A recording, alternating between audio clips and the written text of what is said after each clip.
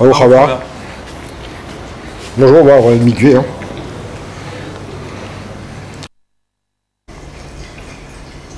Ok, alors nous avons ici pour recevoir des personnes qui rentrent. On les dirige éventuellement sur une salle d'attente.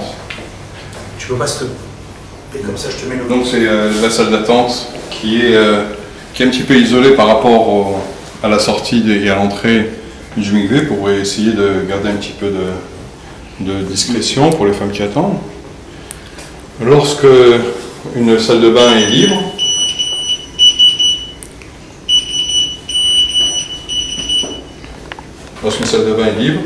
la balanite remet à la personne qui doit utiliser la salle de bain, lui remet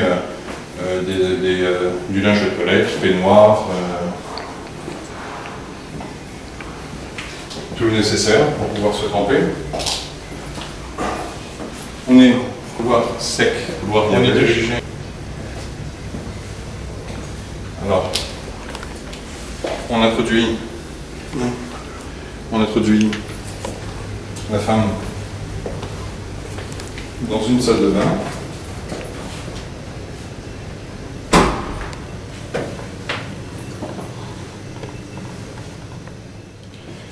Lorsque la personne a fini de se préparer, elle appelle la balanite grâce à un communicateur ici qui sonne sur le tableau d'affichage où est assise la balanite. La balanite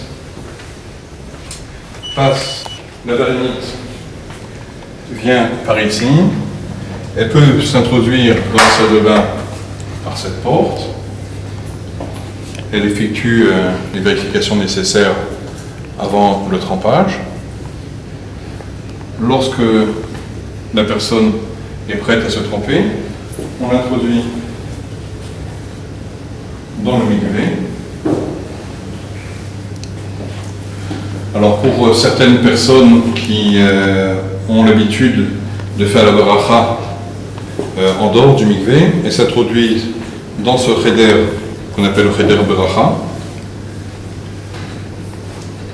La personne fait Netiat Yadayim, fait la baracha et ensuite elle se trempe. Le système, enfin là c'est une salle privée, c'est un mikvé privé pour des personnes qui préfèrent utiliser un mikvé qui est privé, donc la salle de bain. Et la salle de bain est à même le bassin d'immersion. Alors on va expliquer le système du mikvé.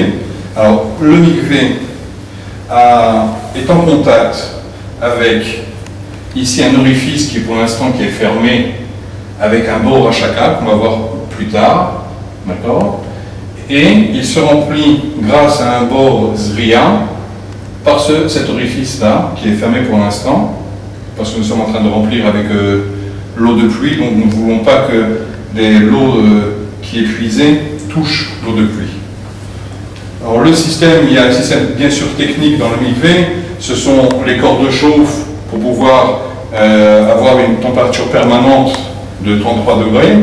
Nous avons des pompes pour pouvoir vider et nettoyer le mikvé. Et nous avons des thermostats qui vont nous régulariser cette température pour avoir une température permanente, stable à 33 degrés. Voilà, nous allons passer au Tzarot pour expliquer comment que ça se passe dans les Tzarot. Une salle qu'on appelle la salle des réserves d'eau, une salle technique qui nous permet de remplir, de chauffer, d'avoir toute la partie technique. Et nous avons donc les Tzarot. Alors nous avons un Otsar qui est un Otsar Zriya, ici, qui est fermé. Et nous avons un Otsar, une réserve d'eau qui est un Otsar Hashaka. La différence entre le Otsar Zriya et le Otsar Hashaka, c'est que le Otsar Zriya, l'eau de ville, va passer par cette rigole que vous voyez là, qu'on appelle la Ta'alat Hamshacha.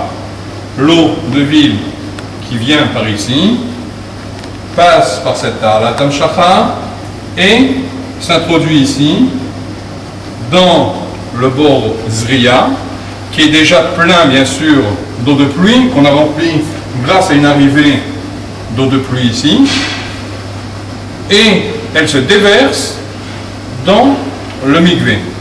Lorsque l'eau est arrivée à une certaine hauteur, qui est 1,20 m, qui est à peu près une hauteur assez facile qui permet à la personne de pouvoir se tremper sans trop devoir se blesser, se recroqueviller, elle restera en contact permanent avec un Otsar Hashaka qui est lui aussi à une quantité de 1000 litres qui est Arbaim CA.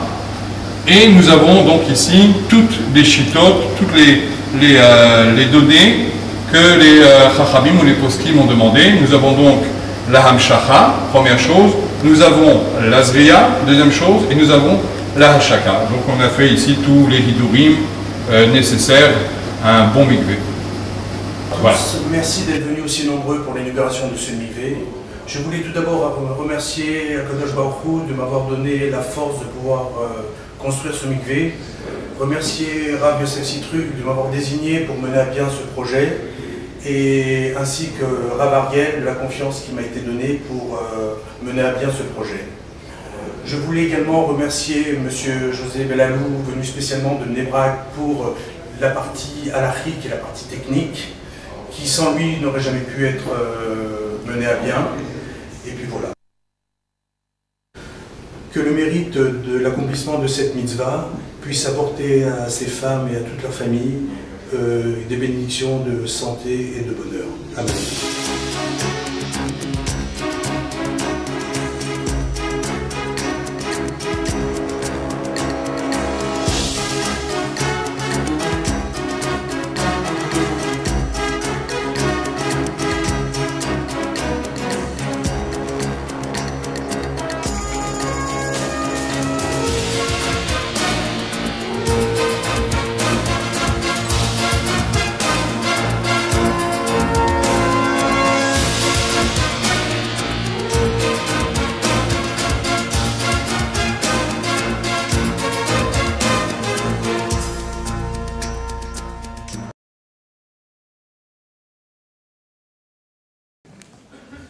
Alors, si vous voulez bien vous lever, nous allons accueillir maintenant le grand bar qui va prendre la parole.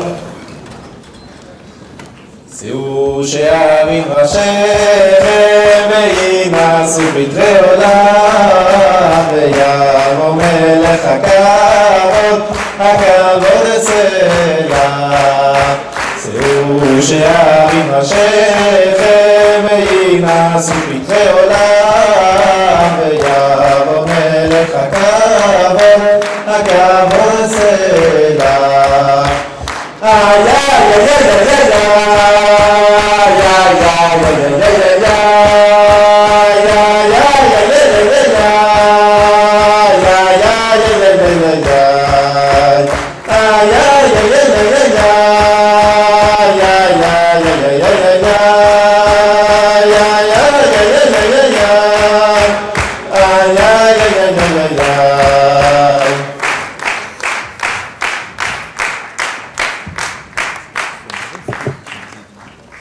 C'est quoi la marque? Autre chose. Je prends que de la Volvic, moi.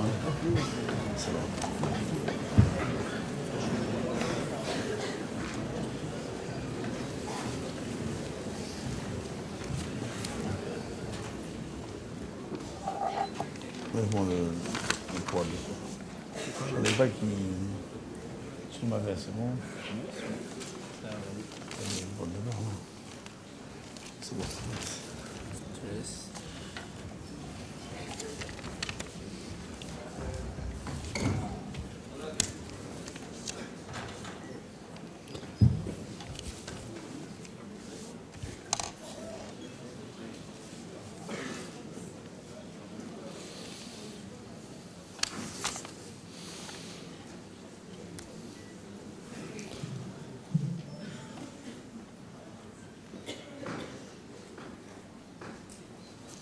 Est-ce que quelqu'un a des lunettes de soleil à me prêter parce que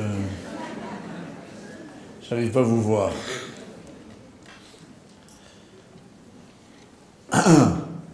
Bien mes chers amis, je voudrais vous dire d'abord à tous bonsoir, Bruchim Habayim, soyez les bienvenus. On est très heureux de vous accueillir à cette occasion. Et je dois dire que c'est vrai, comme l'a dit Rav Ariel, c'est un peu un rêve qui se réalise ce soir. Et d'avoir réalisé un mikvé, j'y reviens, et de pouvoir en parler, et le faire en dehors d'un endroit qui soit un endroit, on va dire, cultuel, une synagogue.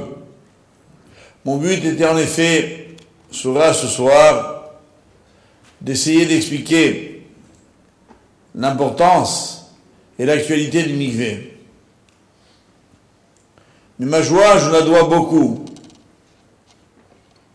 Pas seulement, bien évidemment, cela va sans me dire, et mieux en le disant à Kadosh Baruch Hu, mais à M. Benloulou qui a été vraiment d'un dévouement extraordinaire, d'une patience sans limite, et puis à tous mes élèves ici présents, au premier rang desquels je veux citer Jean-Pierre et Sabine, et vraiment...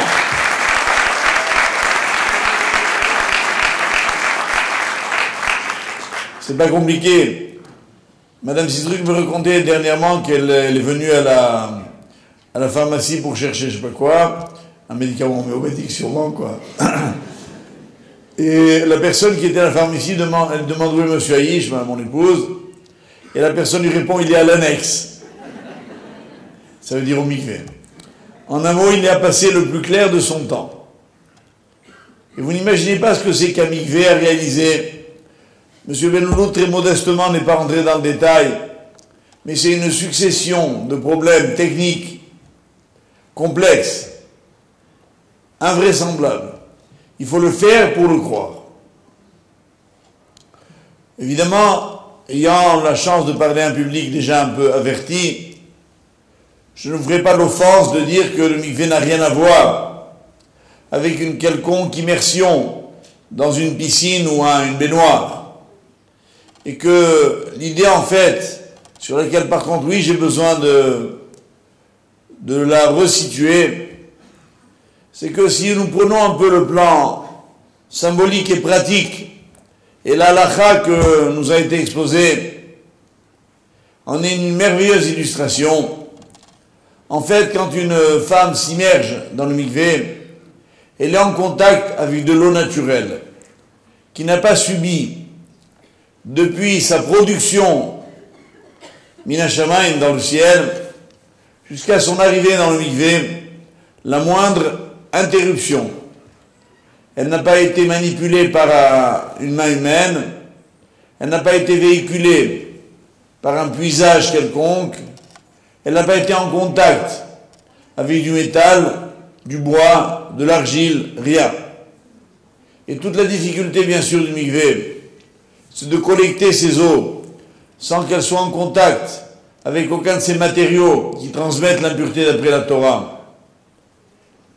Ce que nous a pas dit M. Belloulot, il a eu raison parce que ça aurait été évidemment trop fastidieux, c'est qu'on a trouvé une petite maison que vous allez voir tout à l'heure, si Dieu veut, je vous le recommande, qu'il a fallu entièrement refaire, y compris les fondations, les murs, la toiture, pour s'assurer que la récupération des eaux, et puis évidemment leur transit, passe par des canaux permis par la halakha, avant d'arriver à leur destination finale.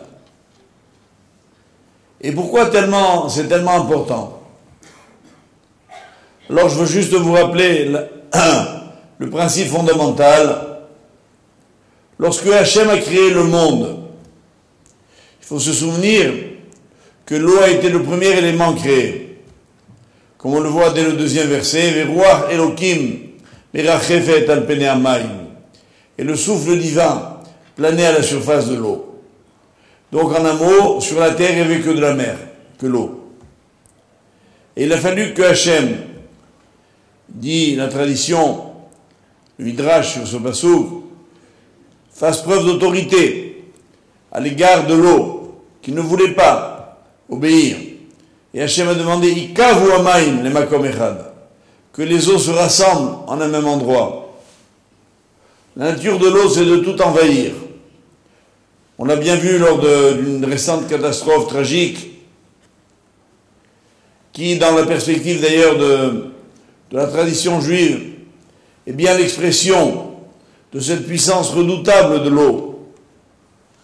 Pas seulement par l'énergie cinétique considérable qu'elle développe, mais par la nature même de l'eau, qui veut tout recouvrir. Et les versets bibliques qui parlent justement de la limitation que Hachem a fait à l'eau, en disant, mets-toi là. Comment voulez-vous imaginer une bassine pleine d'eau, et que vous disiez à l'eau, va d'un côté? Elle ne peut pas. L'eau ne peut aller d'un côté que s'il y a des montagnes qui émergent de l'eau. Et alors on dit que Hachem a donc fait le continent, mais l'eau voulait le recouvrir, le continent, pour qu'elle puisse être dans un endroit, dans une vallée. Et ce bras de fer entre Hachem et la mer n'est pas quelque chose de surprenant. Lorsque les bénis Israël sortent d'Égypte, souvenez-vous, ils ont traversé la mer Rouge à pied sec, Yam Souf. Et là, Hachem, de nouveau, a demandé à l'eau, qui ne voulait pas le faire bien évidemment, de se retirer. Avec un maître, d'ailleurs, dernièrement, le Rav Tzvi Chayshin, en réfléchissant sur le tsunami que j'ai évoqué, il me faisait remarquer qu'en hébreu, tsunami, Tzadik Vav, Nun Mem Yud, c'est la valeur numérique de Yam Souf, la même gematria, en additionnant les lettres. C'est un peu le même problème. Et la mer Rouge n'a pu s'ouvrir, d'après la tradition, que par le mérite de Yosef Hatzadik. Ayam Ra'av Ayanos, dit le Mizmor. La mer a vu, elle s'est sauvée. Qu'a-t-elle vu demande le Midrash? Elle a vu Arono Shel Yosef, le cercueil de Joseph, qui marchait en tête des bénis Israël sortant d'Égypte. Pourquoi Yosef? Parce que Yosef est le tzaddik, celui qui est capable de maîtriser l'eau.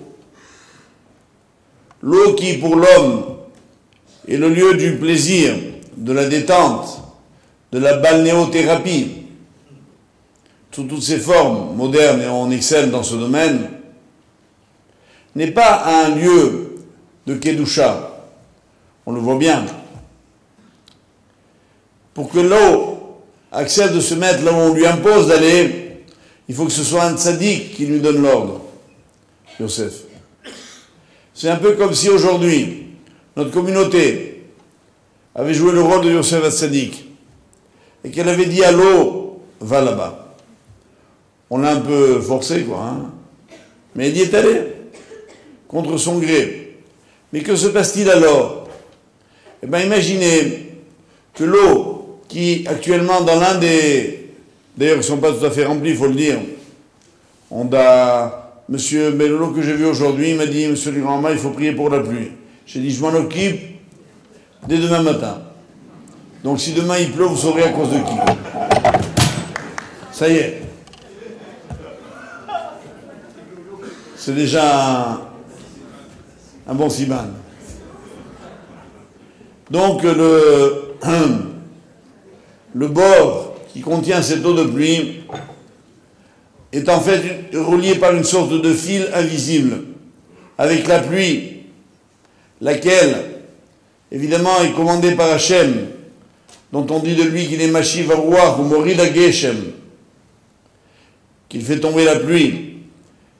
Et vous le savez bien, puisqu'aujourd'hui on connaît parfaitement maîtrise des écosystèmes, que ce recyclage permanent de l'eau est en fait une sorte d'invitation à une réflexion sur les eaux originelles. Et quel rapport a-t-elle l'eau avec l'histoire de l'humanité? Quand Adam Arishon et Chava ont été créés, ils ont été mis par Hachem dans un environnement qu'on appelle paradisiaque, le Gan Eden. Ils ont fauté et en ont été chassés. La Torah précise que le Gan Eden était encadré par des fleuves dont elle donne les noms, qui sortaient du Gan Eden. Et le Midrash dit que lorsque Adam, réalisant de son erreur, a voulu faire Teshuvah, il a pris un mikvé dans le fleuve qui sort du Gan Eden. Cette eau, c'est la même qui continue de circuler. Ça veut dire en d'autres termes, c'est par l'eau que l'homme se réconcilie avec Dieu, avec cet élément fluide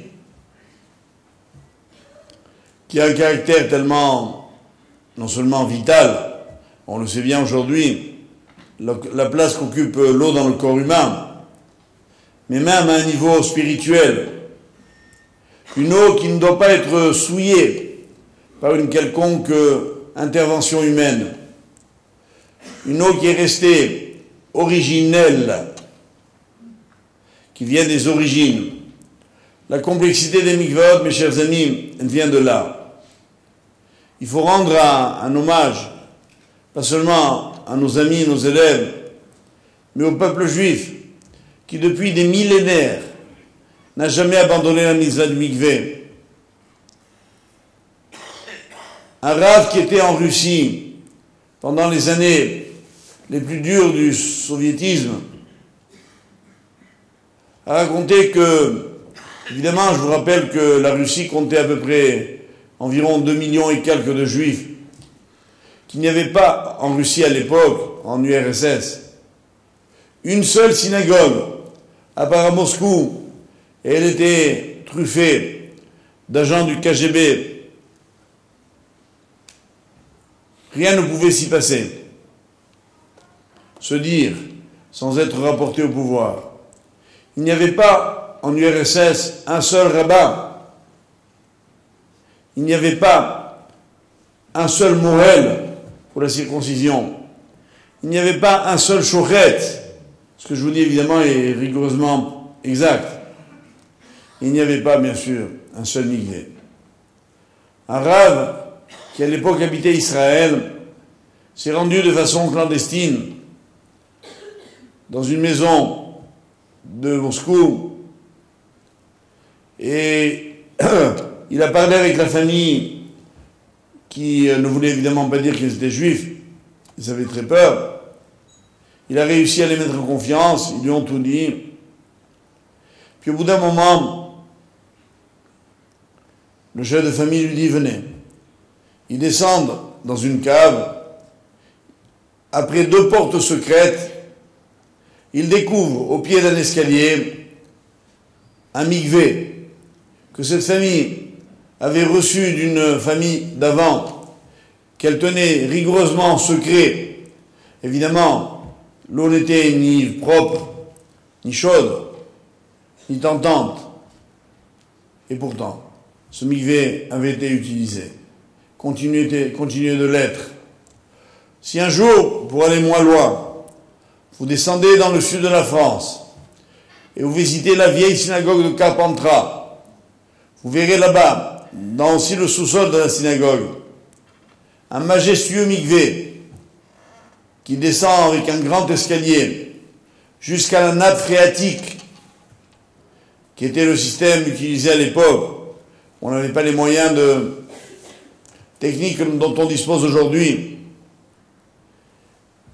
Et vous verrez donc qu'au XVIe siècle, et bien avant encore, les Juifs n'ont jamais abandonné la mitzvah de mikvé. Si lors de vos séjours en Israël, vous visitez les fameuses ruines de Matsada, dans le désert, où là-bas vivait une petite communauté qui a résisté aux Romains jusqu'à la mort, puisqu'ils ont été tous exterminés. Il y avait dans Matsada un mikvé kasher. On voit clairement les marches, on voit le bord, la citerne dans laquelle l'eau était entreposée. Avoir de l'eau à Neuilly, c'est envisageable demain ou après-demain, mais à Matsada, il ne pleut pas tous les matins.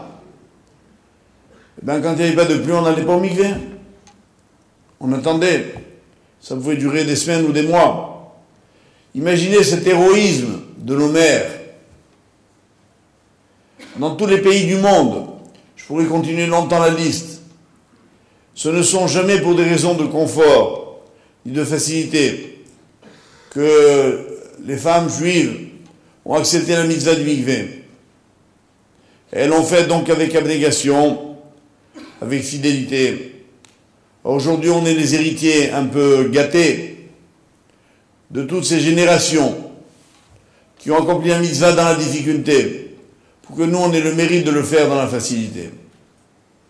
Pourquoi est-elle tellement importante? Au-delà donc de la symbolique de l'eau, qui, vous le savez, est utilisée par la Torah pour toutes les purifications, à commencer par Netilat Yadayim, l'ablution des mains le matin ou avant de manger du pain, l'ablution des Kohanim avant de commencer la Avoda, et puis les mikvaot, les mains rituelles pour sortir de toutes les impuretés. Évidemment, aujourd'hui, ça paraît un peu désuet de se rendre au mikvé.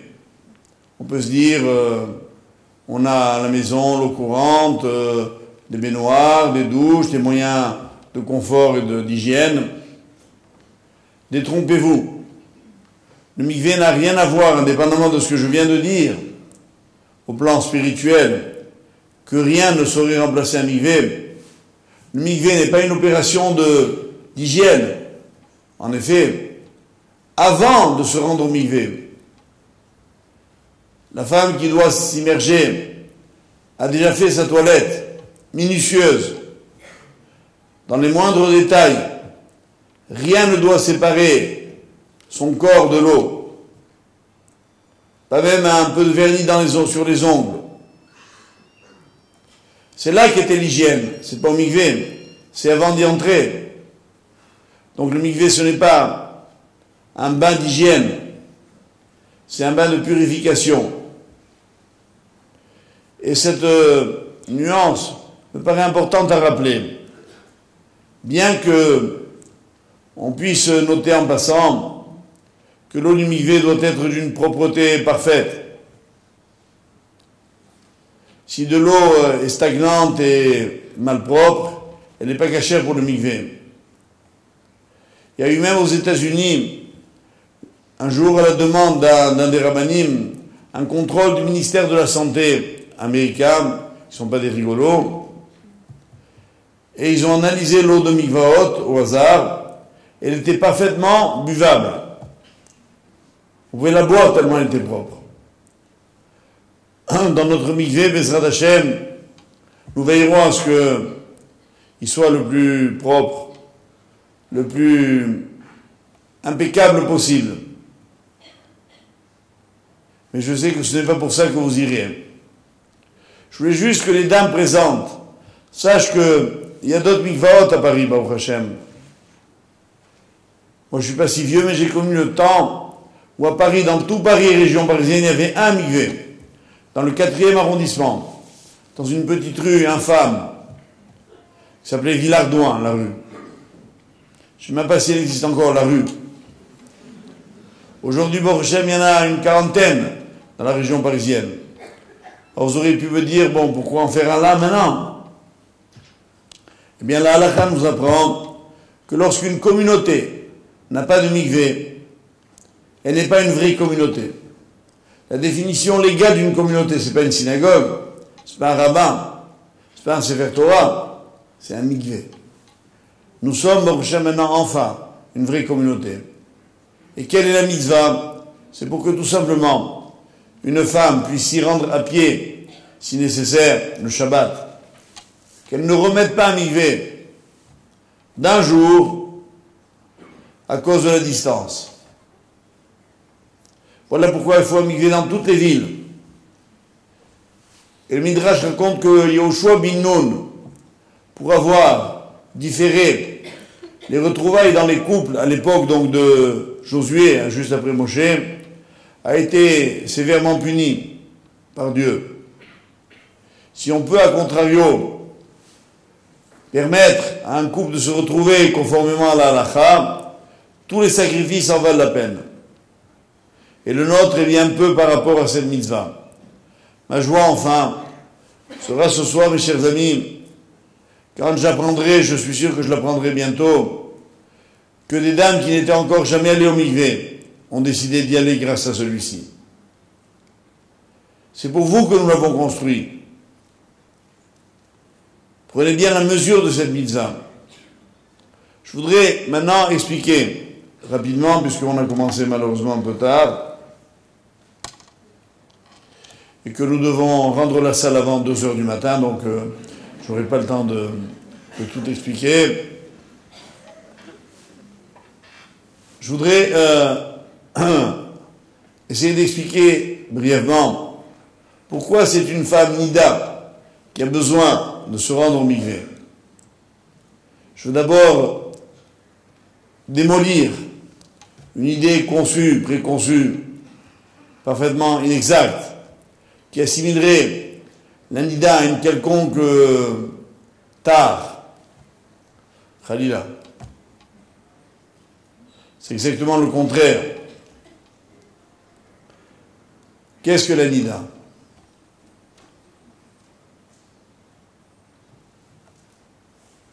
Akadosh Baruch Hu a créé la femme avec donc un système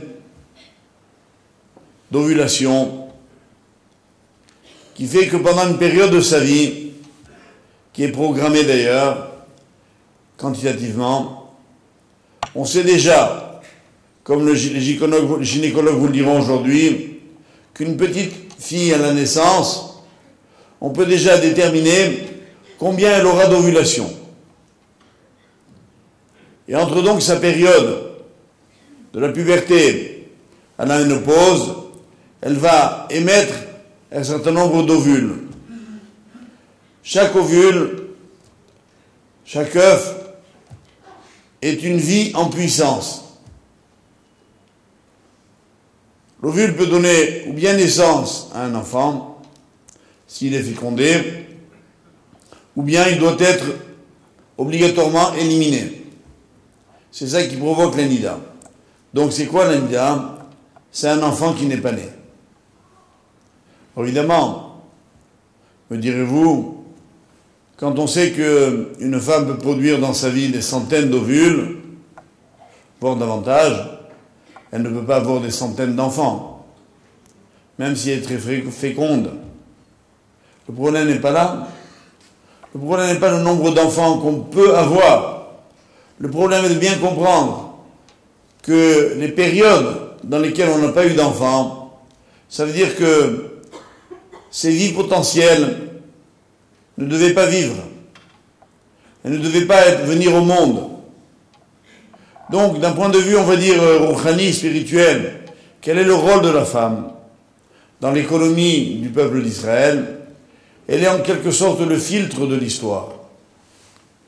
Évidemment, à son insu, elle n'est pas consciente de cela. c'est elle qui donne naissance aux âmes, comme l'a dit M. Belolo tout à l'heure, qui vont venir, et celles qui ne vont pas venir. Mais nous parlons d'une purification qui doit suivre l'enfant qui n'est pas né. C'est ça qu'il faut comprendre. En fait, l'idée que le Zohar développe admirablement, c'est que, ainsi que tout le monde le sait, à la fin de la période de menstruation, pendant 7 jours, la femme doit bien veiller à ce qu'elle soit parfaitement pure, sans le moindre écoulement. Et au bout de 7 jours seulement, elle peut se rendre au mikvé. Je vous rappelle en passant que les 7 jours sont incompressibles, que même dans des cas que l'on craint de stérilité féminine, on peut prendre des médicaments évidemment sur prescription médicale pour peut-être réduire un peu la période, mais jamais les 7 jours. Les 7 jours sont une mitzvah de la Torah qu'il est obligatoire d'observer. Les 7 jours, évidemment, vous l'aurez compris déjà, si j'étais clair, font penser à d'autres 7 jours moins heureux, qui sont les 7 jours de deuil. C'est un peu comme si, après une évacuation d'ovules, l'homme et la femme étaient un peu en deuil pendant 7 jours. C'est-à-dire qu'ils doivent, les deux, prendre la mesure de la gravité d'une vie non fécondée, non venue à terme. Et que cette prise de conscience,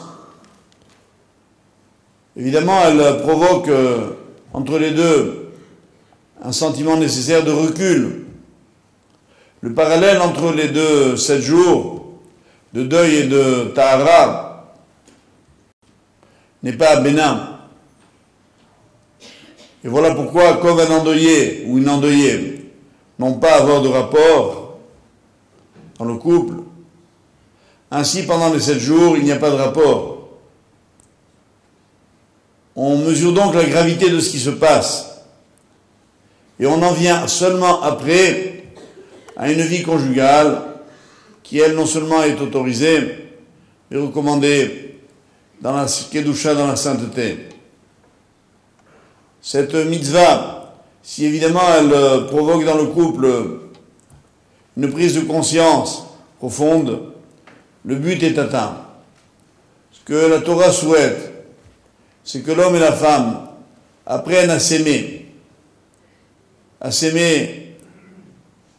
et physiquement et autrement. C'est le même amour, la même affection qui doit s'exprimer dans le couple, autrement que par le contact.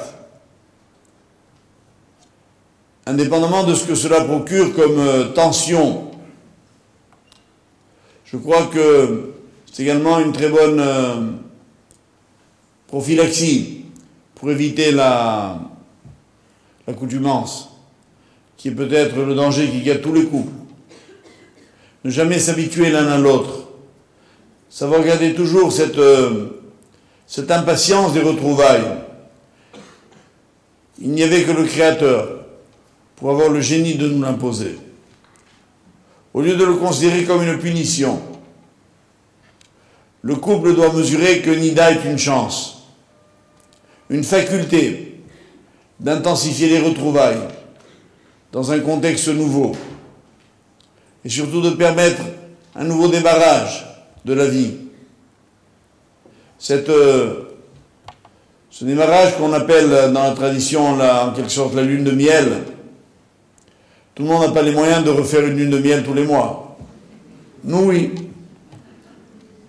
Dans le judaïsme, oui. Tous les mois, on se refiance avec son épouse. C'est pas beau ça, on prend les mêmes et on recommence. Et on a l'impression d'être différents tous les deux. Cette émotion de la vie conjugale rythmée par le mikvé est une véritable bénédiction divine. Sans compter, mes chers amis, que si la femme, et je tiens à le dire également, est en tant quelque sorte gardienne de cet espace dans lequel s'opère le choix, le filtrage des vies à venir par cet événement physiologique qu'est la période, je voudrais rappeler également que l'homme, son rôle à lui, c'est d'être le gardien de la mémoire, d'être celui qui mesure qu'il est l'héritier de tant et de tant de générations. Voilà pourquoi disent nos sages, Zachar qui veut dire masculin, c'est la même racine que Zecher qui veut dire souvenir. Et effectivement, aujourd'hui, grâce à la génétique, on sait que dans le spermatozoïde sont contenus tous les chromosomes des générations antérieures. C'est-à-dire que l'homme est l'héritier de son père, son grand-père, son arrière-grand-père, jusqu'aux générations premières. Et il doit, l'homme, mesurer la responsabilité qui est la sienne, d'être le détenteur de cet héritage. Voilà pourquoi la faute principale qui guette l'homme, et sur laquelle il est bien évidemment interpellé par la Torah, c'est de gaspiller, perdre sa semence. Au contraire, il doit en mesurer la gravité. Il doit mesurer que le risque majeur qui le guette, c'est celui-ci, et réaliser que s'il a une histoire à Zecher, il lui convient de l'utiliser pour donner la vie à bon escient. Avec celle qui, justement, programmée par un ovule qui est donc un être unique, puisque, je le répète, aujourd'hui, scientifiquement, on sait que dans toute la vie d'une femme, le nombre d'ovules qu'elle aura, il n'y en a jamais deux qui sont rigoureusement identiques. C'est ce qui peut, entre autres, expliquer qu'un couple peut avoir des enfants tellement différents physiquement.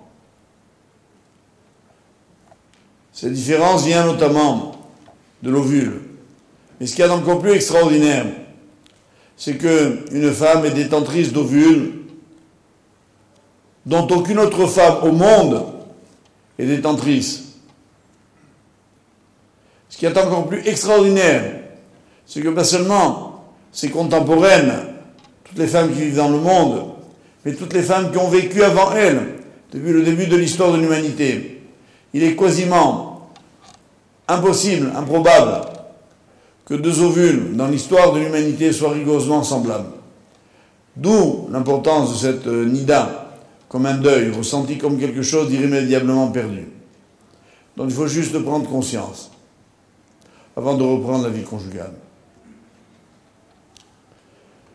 Voilà, mes chers amis, comment, très simplement, on resitue la pratique de cette mitzvah à un plan qui ne doit pas être négligeable pour vous.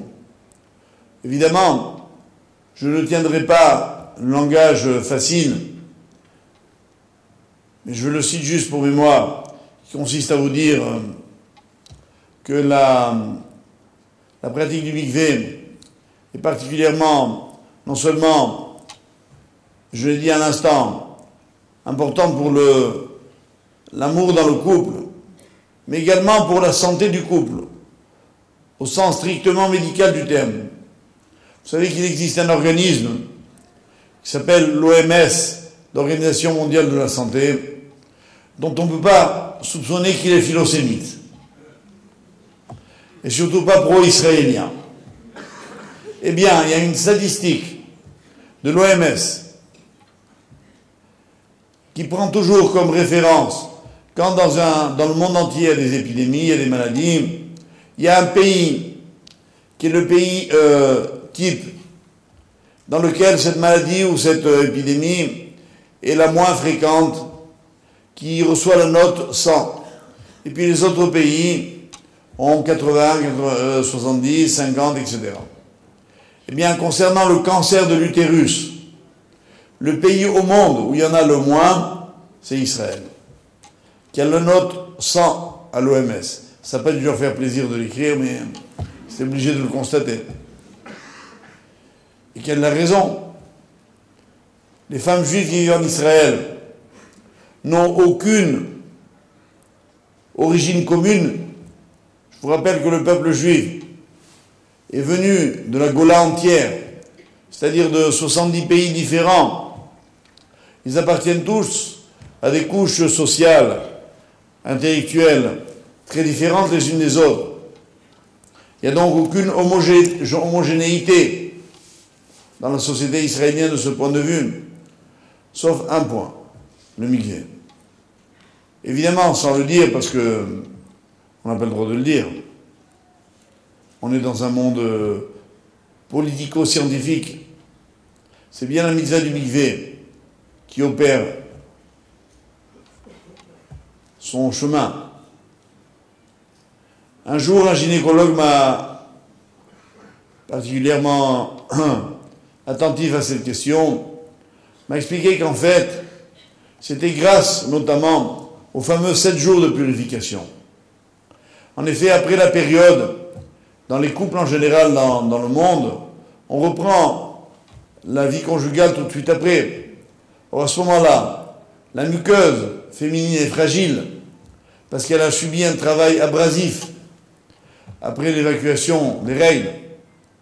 Tandis que pendant 7 jours, grâce à ce dîme de la Torah, elle a pu se régénérer.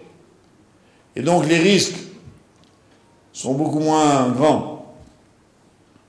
Voilà un petit détail, je sais que c'est pas pour ça que vous êtes au mikvé, mais c'est sympa de savoir que ça sert aussi à ça, à rester en bonne santé.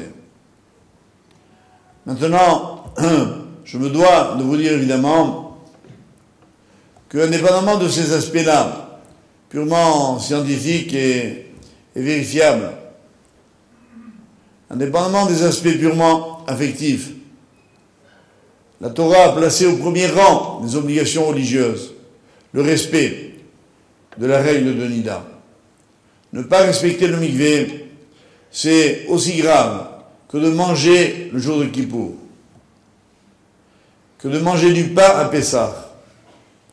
C'est puni de la même peine de karet, qui veut dire le retranchement, qui signifie ou bien l'absence de monde futur, ou bien parmina une mort prématurée, ou bien sans descendance. Barminan. Tout cela, le mikvé nous en protège. Mais ne le faites pas, mes chers amis, parce que vous auriez en arrière-plan ces idées-là. Mon devoir de Rav, c'est de vous le dire, pour que vous mesuriez à quel prix la Torah a attaché à l'observance de cette mitzvah. Mais Borchem, les béné Israël, comme je vous l'ai dit tout à l'heure, dans le monde entier, et depuis des millénaires, nous ont donné l'exemple. Alors suivons-le. Sachons juste que c'est grâce à cette mitzvah que beaucoup de problèmes dans nos vies individuelles et collectives sont résolus. Nous parlions il y a quelques mois avec M. Bellolo, qui est en contact, il vous l'a dit, avec des gdolim, des grands maîtres de notre temps, qui se penchent sur cette question. Il est avéré que le mikvé apporte une immense bénédiction. Alors moi, ce que je voudrais dire pour conclure, pour terminer, c'est que ce mikvé apporte la beracha, d'abord à tous ceux qui se sont investis pour sa réalisation. Au premier rang, donc, Jean-Pierre et Sabine, et tous ceux qui ont été donateurs, réalisateurs, à un niveau quelconque. Mais que ce mikvé protège également toute la communauté, que chacun d'entre nous en reçoive une immense bénédiction. Et Bezrat Hashem, que Hashem nous envoie à tous et la santé, et une teshuva, et une geoula. Bezrat Hashem, il y a 4 choses que l'on doit souhaiter en entier d'avoir complètement. C'est la émouna, la foi en Dieu. C'est la teshuva, le repentir. C'est la refoua, la guérison, et la geoula, la délivrance. 4 lettres qui font ensemble le mot etrog.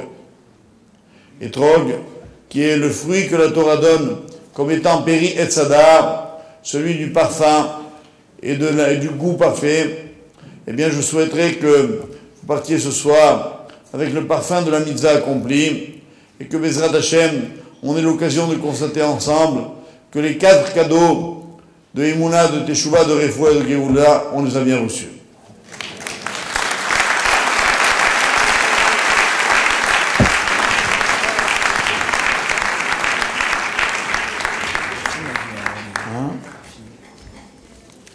Alors on me signale que maintenant va vous être projeté un film que nous venons de recevoir d'Euro Disney. C'est Dingo au Mikvé.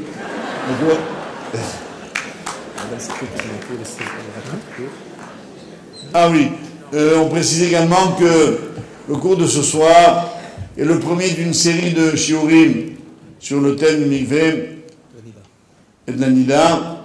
Alors il y en aura notamment pardon, le mercredi 16 mars à 20h30 à Aleph, le Garnier, 25 Garnier, métro Pont de Neuilly pour ceux qui l'ignoraient encore, donné par Madame Citruc. Ça me dit quelque chose ce nom-là. C'est ma femme. Voilà, alors il y aura donc 4 cours qui vont se suivre toutes les semaines. Alors toutes les semaines, le mercredi soir à 20h30 à partir du 16 mars, 4 cours consécutifs, aurions-le au centre Aleph, pour répondre à vos questions, vous expliquer les halachot et vous permettre de bien effectuer cette mitzvah. Bien sûr, je parle d'un public féminin. Voilà. Si les messieurs ont des questions, eh bien qu'ils dorment avec ce soir et on se retrouvera à une prochaine occasion.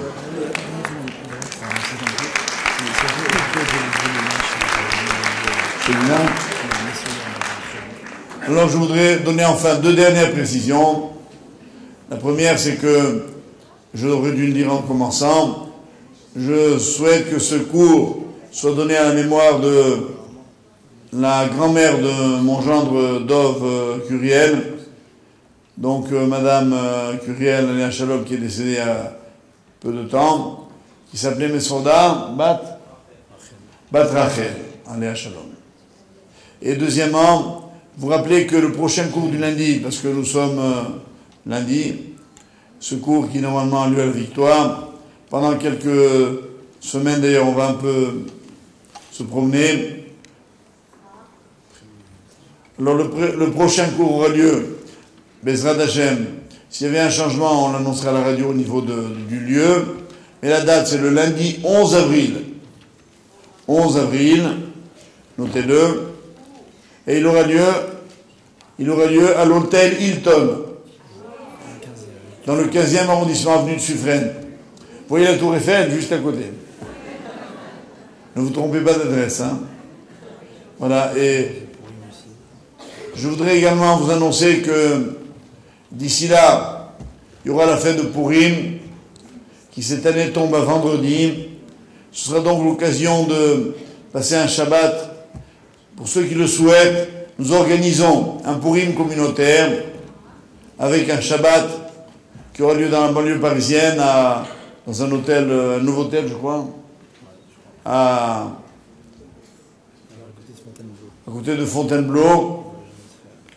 Voilà, donc ceux qui veulent des renseignements sur l'organisation de Purim et du Shabbat peuvent téléphoner au numéro 17, c'est les pompiers, ils vous enverront à quelle heure? À Aleph aussi. Non, il y a un numéro. Voilà, il y a un numéro que je vais donc maintenant vous donner, dès que moi je le connaîtrai, qui est le 0, je connais que le premier chiffre. Lui donne-moi 20. Vaut mieux me le... Voilà, merci.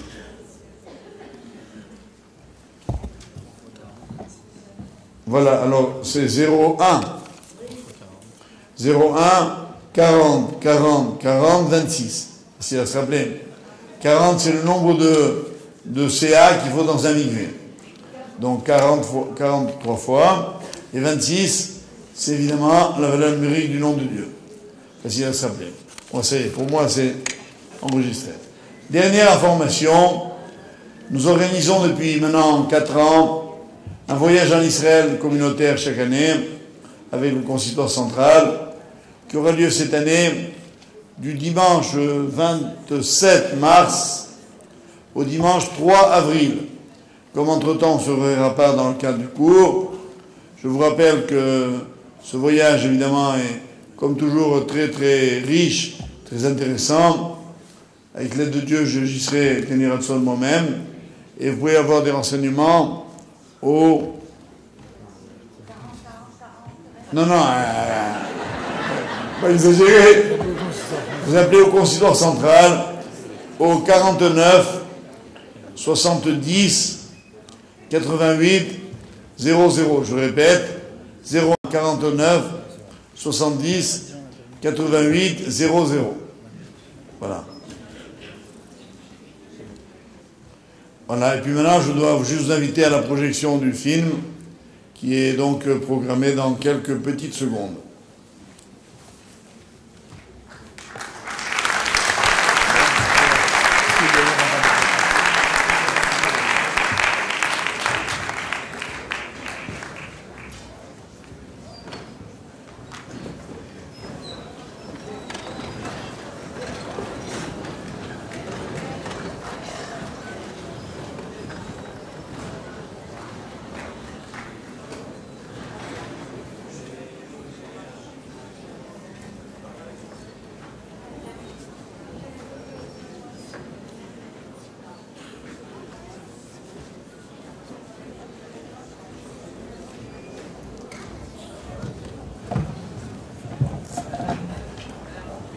Il y a un film là qui est tendu, que tu entends tendre.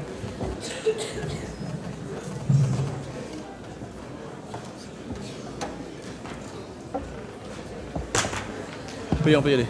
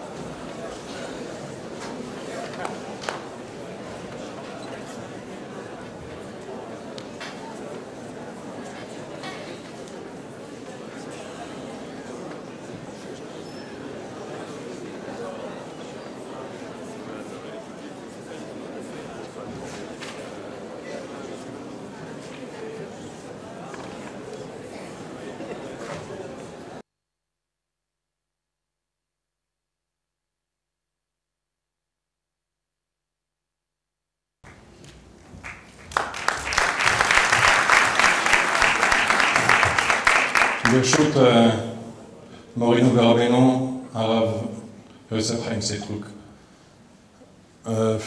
Je suis pris un petit peu au dépourvu parce que ce n'était pas prévu que je parle. Mais je voudrais dire que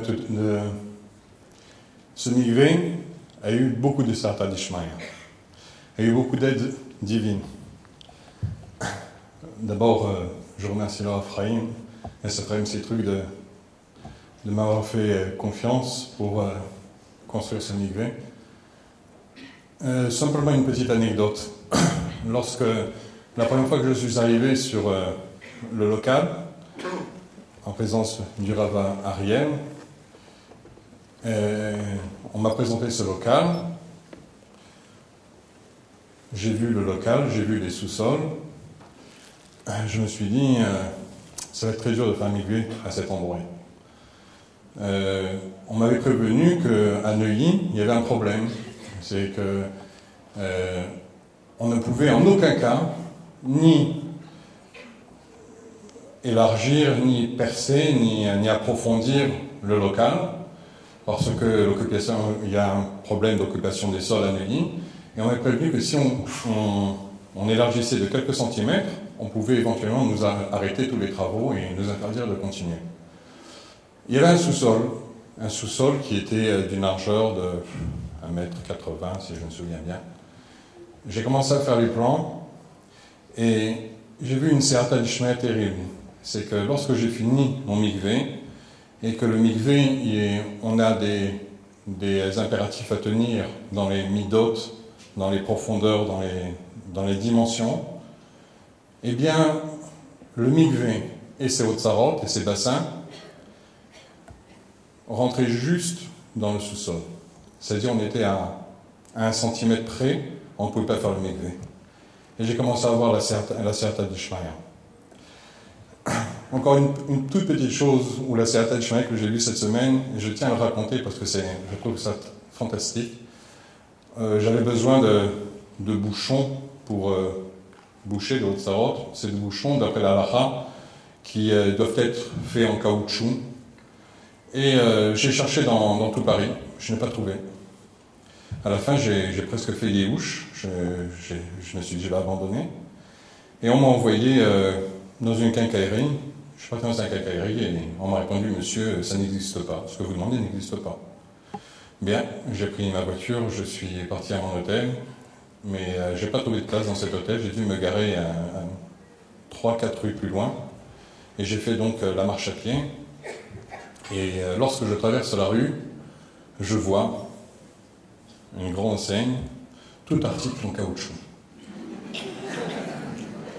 Attendez, on n'est pas fini.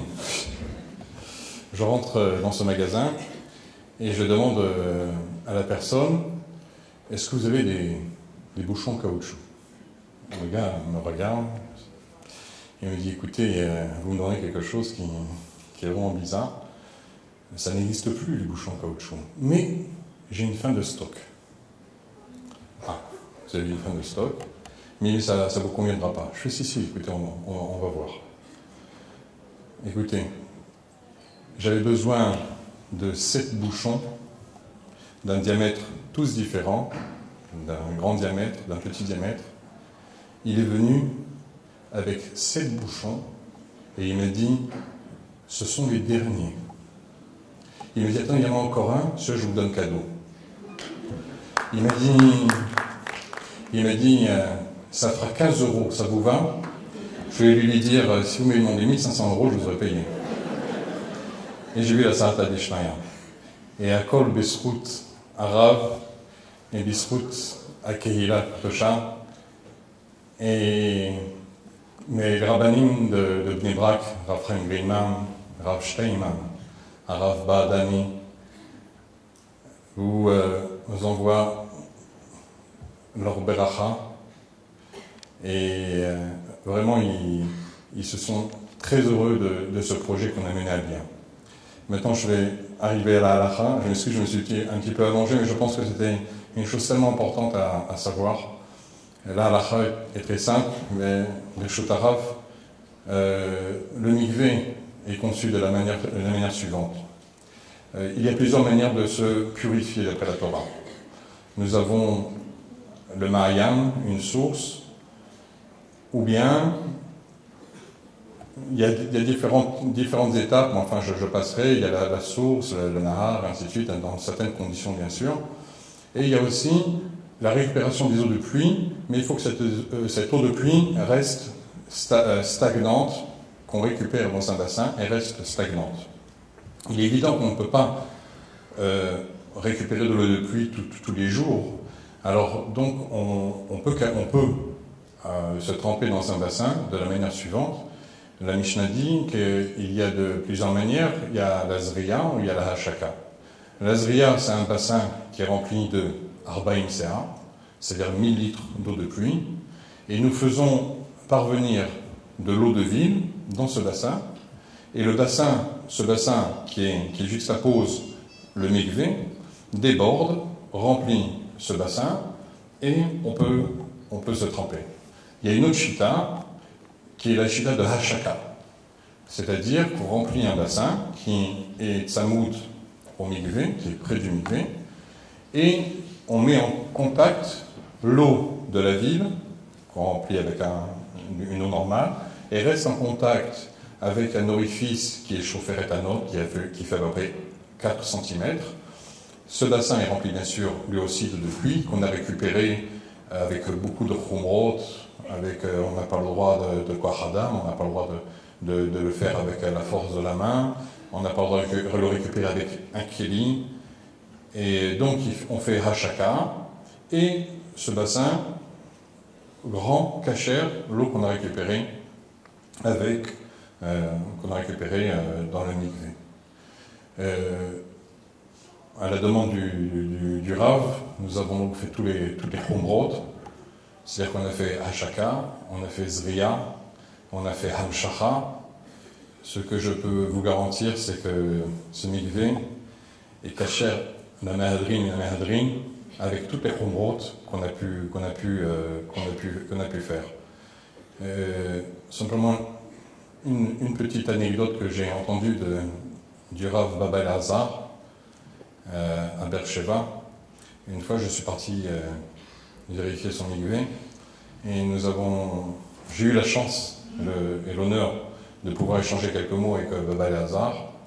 Et il m'a dit que le Nour Azaken, la Nour mi Belz Azaken, le Rav de Belz, il y a à peu près 150 ans, a dit une fois, pourquoi nous devons faire dans le mikvé toutes les chumrot, c'est-à-dire Zriya, Hashaka, Hamshacha.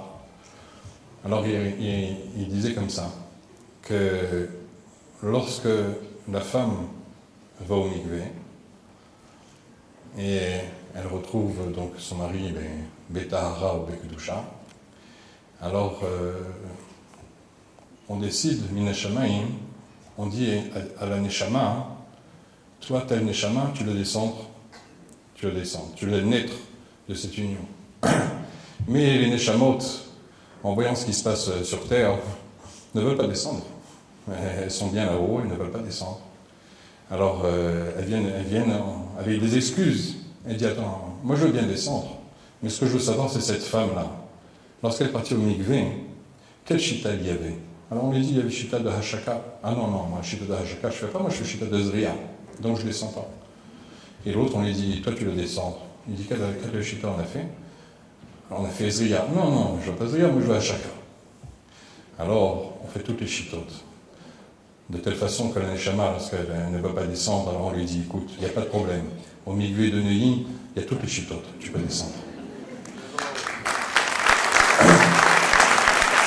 Je voulais simplement aussi dire une toute petite chose, parce que j'ai eu beaucoup de shvachim de la part du Rav. Je voulais aussi remercier et applaudir M. Jean-Pierre Yaïch, qui m'a vraiment beaucoup aidé. Et sans M. Jean-Pierre Yaïch et son épouse, qui a vraiment aussi beaucoup fait pour ce mikvé, le mikvé n'aurait pas été fait. Et je veux aussi remercier M. Davila, qui a été aussi à nos côtés à chaque moment où il fallait une intervention nécessaire.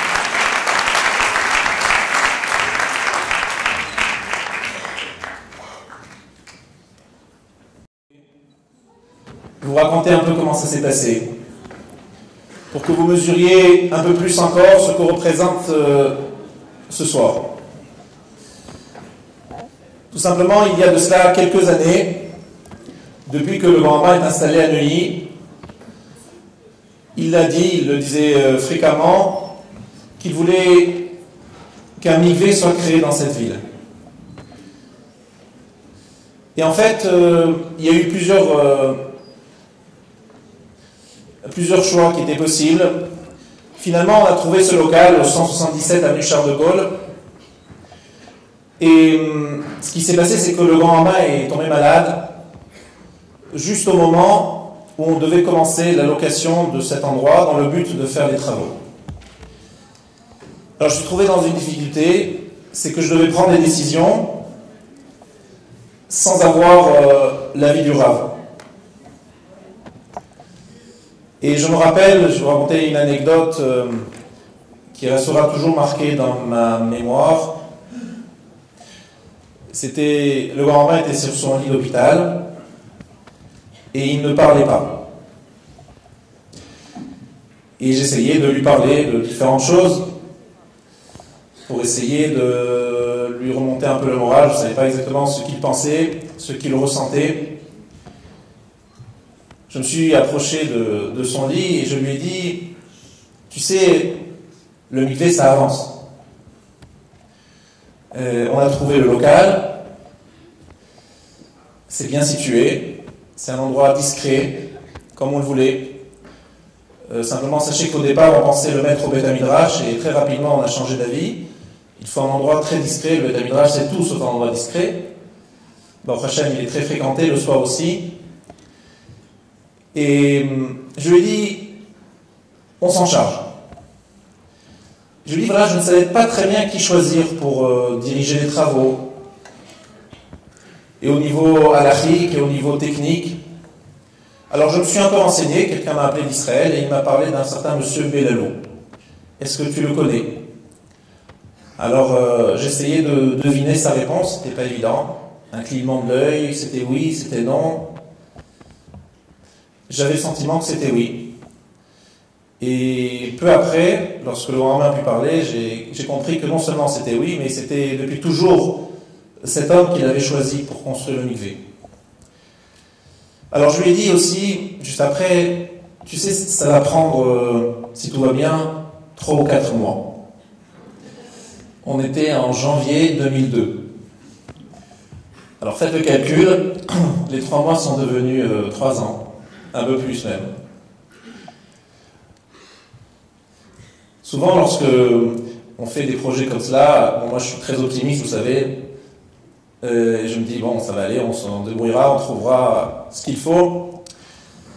Et puis lorsque les choses deviennent très difficiles et que ça traîne et que je ne vais pas passer sur toutes les péripéties, les différentes difficultés que nous avons rencontrées pendant ces 3 ans, je pense que ça prendrait facilement 2-3 heures, mais que vous êtes venu écouter autre chose ce soir.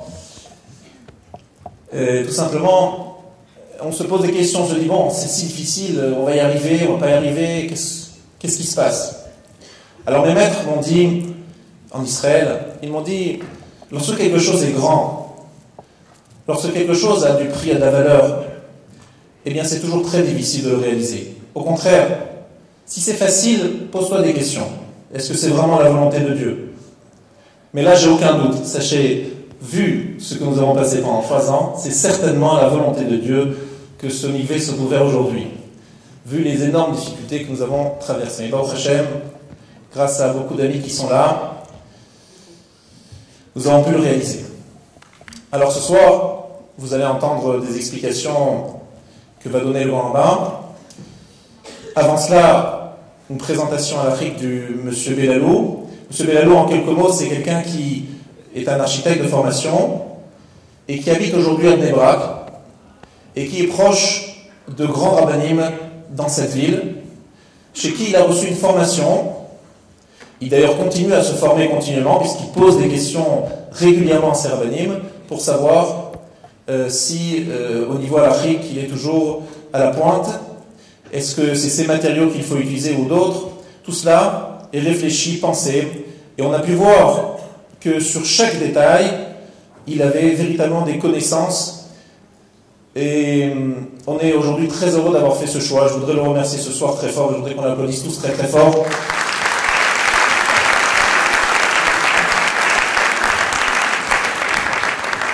Pour sa patience, et les heures passées au téléphone, les énervements qu'il a dû subir ces différentes années. Et Baruch Hashem, aujourd'hui, nous sommes arrivés au bout. Alors en fait,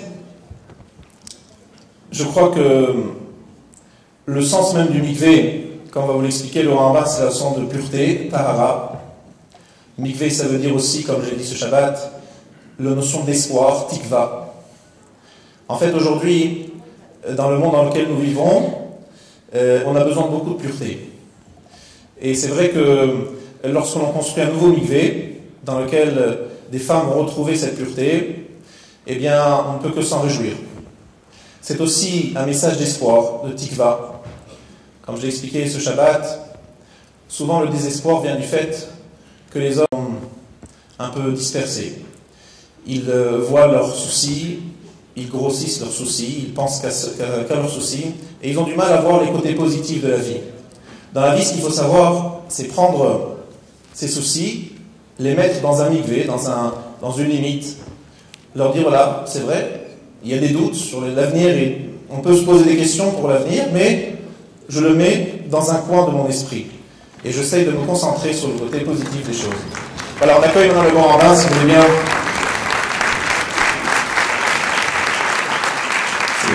שערים השכם וינשאו פתחי עולם ויבוא מלך הכבוד וסלע שאו שערים השכם וינשאו פתחי עולם ויבוא מלך הכבוד וסלע ay ay ay ay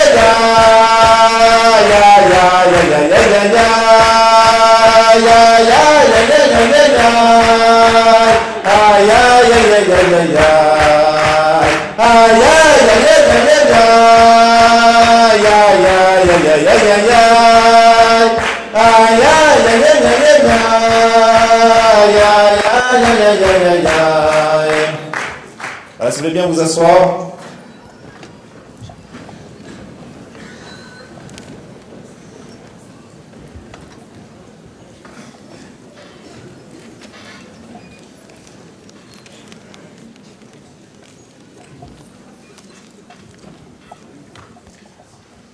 Mon beau-père disait de lui-même dans un enregistrement que nous avons fait ensemble qu'il s'appelle Yosef.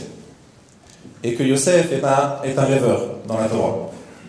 Et c'est vrai que lorsque mon beau-père m'a dit, il y a ça quelques années, nous allons construire un mikvé, je me suis dit, il rêve encore, on n'a pas les moyens, on n'y arrivera jamais.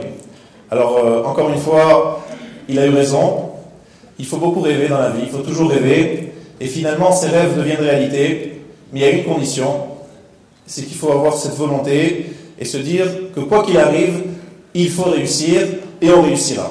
Alors encore une fois, dans votre vie, vous prenez l'exemple de ce soir, on est parti avec rien, sans moyens, et Baruch Hashem, Hashem nous a permis aujourd'hui ce soir d'y arriver. Alors rêvons, imaginons, pensons, et ayons la volonté Bezrat Hashem, nous arriverons à réaliser tous nos projets. Alors aujourd'hui, je voudrais céder la parole à M. Belalou, qui doit faire une petite introduction sur la présentation à l'Afrique du mikvé. Et encore une fois, comme nous l'avions expliqué, ceux qui voudront, après le cours, se rendre au mikvé, pourront le faire. Et il y a également un petit film qui a été fait pour ceux qui ne pourront pas se rendre, pour le présenter sous la forme d'un film, pour ceux qui ne pourraient pas s'y rendre physiquement. Voilà, je vais laisser la parole à M. Belalou.